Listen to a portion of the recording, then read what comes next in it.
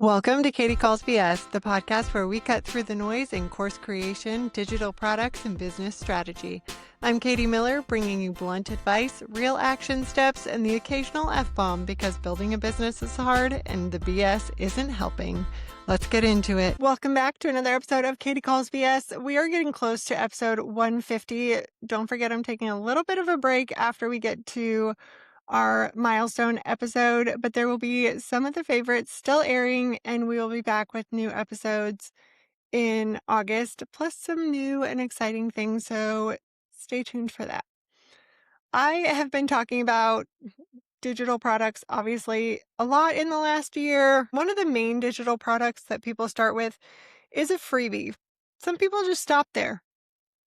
They build their lead magnet and then they're done. Some of you may go a step further and build a downloadable PDF or checklist, a guide. All of those are great ways to build your email lists. Maybe you have it a lead into other offers. I want you to check the date that you made those. If you can't remember, settle in. Here's where I'm going to call BS. Somewhere along the way, build a lead magnet turned into this box to check. As in, great, I've done that as a business owner. Instead of an essential part of your business, you made it once. Congratulations, you did it. You did what a business owner is supposed to do. You plugged it into a welcome sequence and you have not thought about this thing since then. Meanwhile, your business, your offers, your pricing, your whole entire positioning has moved on without that thing that you built at the beginning. That static, outdated freebie is now sitting there doing nothing. It's actively working against you. It might be why you don't think digital products work. It could be your entire perspective of digital products. I hope not, if you've been listening to this show at all. If that freebie or whatever it is at this point was a pain to create, we need to talk. If you're the person that built the free thing ages ago, it was really good at the time and you were really proud of it. You have the opt-in, you hooked it to an email sequence and moved on to running your business. That is most people. Not gonna lie. New offers got built, your prices have changed, your voice and your brand has developed as it should. But that freebie has been sitting there. That lead magnet just sat there, kind of frozen, doing the exact same thing as the day you made it and launched it. The assumption is that a lead magnet is set it and forget it. Build it once, let it run forever. You never have to touch it ever again because it's a lead magnet. It's doing its thing. But a static asset like that in a fast-moving market doesn't stay neutral. It becomes irrelevant quickly if you never touch it again. Your business changes and evolves. We've talked about that a lot. The language on that freebie gets stale. The examples in it are going to date your business. It stops matching what you'd say now or how you would approach something now. We hate to update those things because we don't see the value in them. It's a freebie. Why are we going to spend the time doing it when we have other things that are going to make us money? But that's where we get it wrong. When someone downloads it and the content doesn't sound like the person they followed online or the content they're used to getting, that's the first impression of a paid product. And it's underselling you before you've said or done anything. I can pretty much guarantee that almost every service business owner has one of these sitting on their website. First, it was never supposed to be permanent. You built it as a starting point, a good enough for now, quietly becoming 3 years or 5 years or 7 years. Whoops. Second, it works well enough that nobody really questions it. It gets by. People still opt in. People still use it. It still gives value. The number on the landing page is still ticking up. You still see people using it, so you don't really see a reason to update it. There's no obvious red flag telling you that it's a problem. There's no cost for you, which makes it seem like it's not really a problem. Third, updating it feels like one of those small tasks that's really big, like calling to make that doctor's appointment. It doesn't take too long, but it takes long enough that you keep putting it off. There's no deadline. There's no client waiting. but paid work is going to win out every single time. You're always going to find another reason to not complete the task. All it means is that the lead magnet is exactly what it always was. The thing built first and revisited last. But what's broken here? What is this doing to your authority layer and the impact to your funnel as a whole? Remember that the authority layer is what brings people in. This is the content that exists on your website, your social media, your freebies, like a webinar, lead magnets, whatever they are that demonstrate your thinking so clearly that someone knows exactly what you do and why you are the person to help them do it. It is unmistakably your stuff. It's not selling anything. It's earning trust. Here's what it looks like when it's broken. It's generic when it needs to be focused on one topic. Research on lead magnet performance is pretty blunt about this.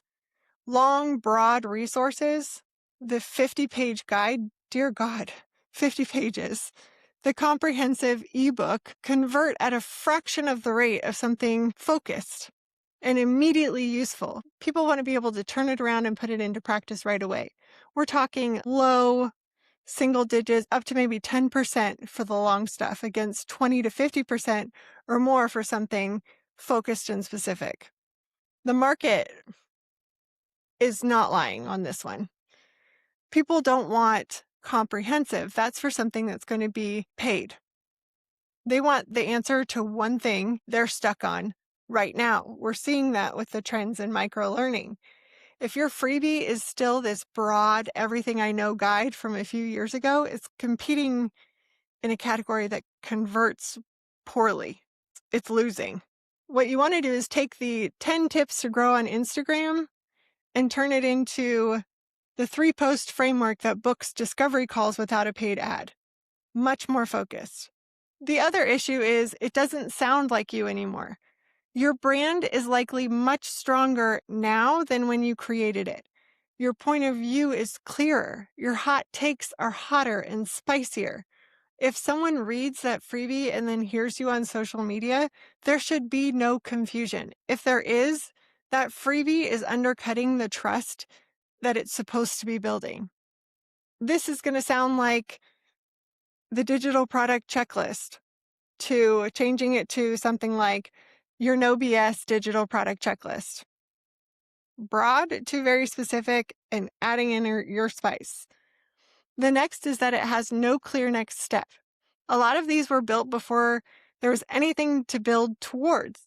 When we were in the early stages of business, there was no mini course, no audit, no offers, no real ecosystem. So the freebie just ends. Someone gets the PDF, they read it or they don't, because we all know we've had that PDF or that we've downloaded a freebie and we don't do anything with it. And then nothing else happens. There's no path from free to paid because there was nothing on the other side when it got built. Now we're booked out with clients and we have paths they can take. When there's no next step, the guide ends with something like, hope this helps, and a stock photo of a sunset, maybe a brand photo if you had them at the time. When there is a clear next step, the last page is going to lead to an offer with a clickable link. Everything should be leading to something. There shouldn't be a dead end in your business. Another issue is it's doing a job nobody assigned it. Go back to episode 134. You'll hear that every asset needs a defined job. Most freebies were built to get an email address. That's not a job. That's a metric, which is totally fine. The job of your authority layer is to prove how you think. Specific enough that the right person immediately gets it, and specific enough to point somewhere next. Now that we know it's broken, let's rebuild the standard. What does an authority layer asset actually need to do right now? It has to be focused, not your whole entire framework, not your signature thoughts on things, one part of it. The thing you could explain in 5 minutes that genuinely changes how someone sees their problem. Focused is going to convert because focused is what gets consumed. Nobody is going to finish the 15-page guide. Everybody is going to finish the 1 or 2-page one. It has to sound like you right now. Hello, branding. Not the you from 3 years ago. You have to read it out loud. If it doesn't sound like something you'd say on your stories or how you talk in real life, it's not ready. You need to change it and update it. It has to lead somewhere. Every authority asset should end with an obvious next step, not a hard pitch, just a clear path. If someone finishes it and thinks, okay, what's next? There's no answer. You've built a dead end instead of a doorway. Side note, make sure your existing freebies lead to offers that are still active. A lot of times we are going to change our offers, and we've built out these email sequences and kept the freebies, but not the offer it leads to, something a lot of people forget to check. It has to prove something, not only explain something. The strongest free resources don't just hand over the information. They demonstrate your judgment. A checklist that's actually opinionated, a framework that takes a clear position, something that could only have come from someone who has done the work, not something AI could have generated from a prompt, which is its own kind of trust signal in a market. People are actively burned out on content that feels manufactured. People are looking for the content that comes from an actual person doing the work. Remember, the whole point of the authority layer is to establish trust in you.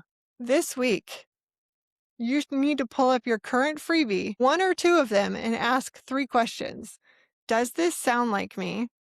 Read it out loud. If you cringe, you have your answer. You may have been super excited about it a couple of years ago. But now, if it doesn't sound like you, you've evolved. Change it.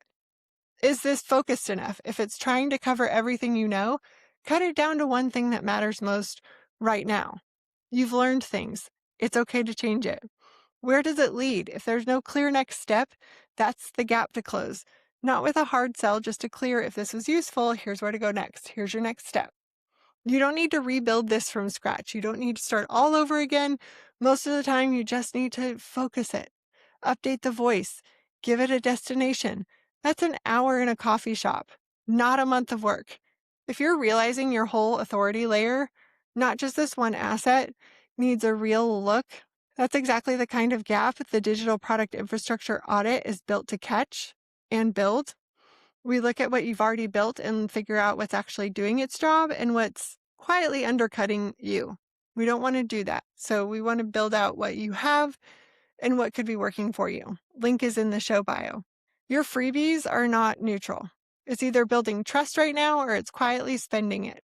This is arguably the most important layer for your business because it is where most people are going to start building their trust with you. Check the last time you updated your freebies. I bet there's at least one that doesn't sound like you, is too generic, and it still doesn't have a clear job. If yours are updated and ready to go, that's amazing. See if you can update the titles. Promote one of them on social media. Remind people there are ways to grab access to your knowledge beyond paying for your services. Build the trust with the authority layer. Have a great week. I'll see you next time. If this episode hit home, your next step isn't to build anything. It's to audit what you already have. I offer a paid infrastructure audit where I review your current offers, delivery load, and where your business is relying too heavily on you. You'll get a clear decision doc and a Loom walkthrough outlining what actually makes sense next. The link is in the show notes.